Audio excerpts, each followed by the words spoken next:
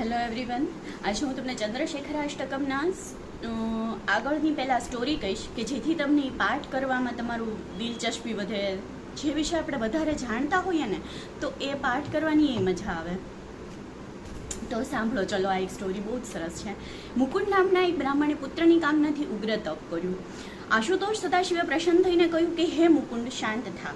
ભક્તે હાથ જોડી અને આંસુ સારતા કહ્યું કે કૃપાનાથ, પુત્રમુખ દર્શન વિના શાંતિ ક્યાંથી?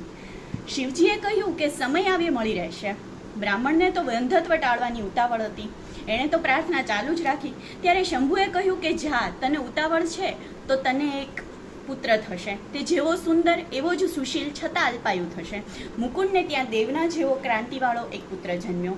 માર્કંડેયનું આયુષ્ય 12 વર્ષનું છે એમ જાણી તે જ્યારે 11 વર્ષનો થયો ત્યારે પિતાએ તેને શિવપૂજન સાથે મહામૃત્યુંજય મંત્રનું અનુષ્ઠાન કરવા કહ્યું, જેના પ્રતાપથી સદાશિવે મહાકાળેશ્વર સ્વરૂપે પ્રગટ થઈ માર્કંડેયને મૃત્યુપાશથી બચાવ્યો. મૃત્યુપાશથી છોડાવી અને એને ચિરંજીવ બનાવ્યો.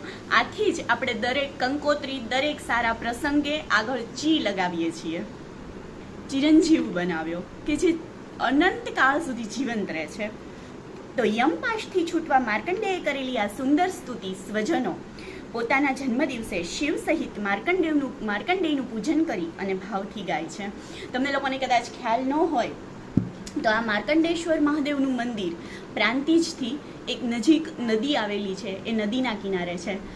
તમને ખ્યાલ હશે કે નહીં ખબર નહીં, પણ મારા બા કહેતા કે એવી 5 જગ્યા કે જે એક જ જગ્યાએ સાથે મળે તો એ એટલી પવિત્ર જગ્યા કહેવાય. તો આ જગ્યાએ ત્યાં 5 વસ્તુ સાથે મળે છે, જેમ કે એક સ્મશાન, એક મહાદેવનું મંદિર, એક નદી, ચોથું વૃદ્ધાશ્રમ અને 5મું નાગદેવતા. તો આવા 5 વસ્તુ ત્યાં નાગદેવતા રોજ રાત્રે ખરેખર ત્યાં હાજર થાય છે એ મંદિરે.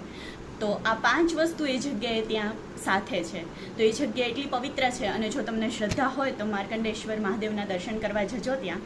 અને આ સ્તુતિ હું તમને PDF રૂપે તમારી સાથે શેર કરું છું. Thank you.